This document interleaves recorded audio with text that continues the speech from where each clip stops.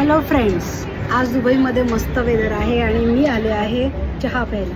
So दुबईमध्ये दोन प्रकारचे चहा मिळतात. एक म्हणजे फ्रेश मिल्क टी, दुसरा आहे कडक टी. सो कडक चहा जो आपण म्हणतो एकदम कडक चाय बनाना, त्याला हे लोक कडक टी म्हणतात. हा कडक टी बनवून ठेवलेला असतो आणि त्याच्यात काही मॉडिफाय होत नाही. तर फ्रेश मिल्क चहा जो असतो तो लगेच गरम गरम बनवून देतात.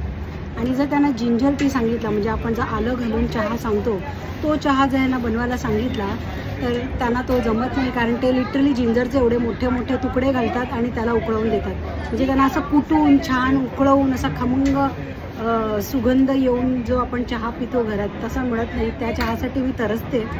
पण काही नाही, आता सध्या दुबईमध्ये कडक टी पिते जो रेडी असतो आणि तोच आता हल्ली त्याची चव आवडते मला. चहा पिऊन असं होत नाही, पण जैसा देश वैसा भेस. इकडे ज्या प्रकारचे जेवण मिळतं, ज्या प्रकारचं सगळं खाणं पिणं असतं, त्याच्यात आपल्याला ॲडजस्ट करावं लागतं. सो आज मी तुम्हाला चहाबद्दल थोडीशी इन्फॉर्मेशन दिलेली आहे. जे लोक दुबईत येतात त्यांना कडक चहाची सवय मात्र नक्की लागते.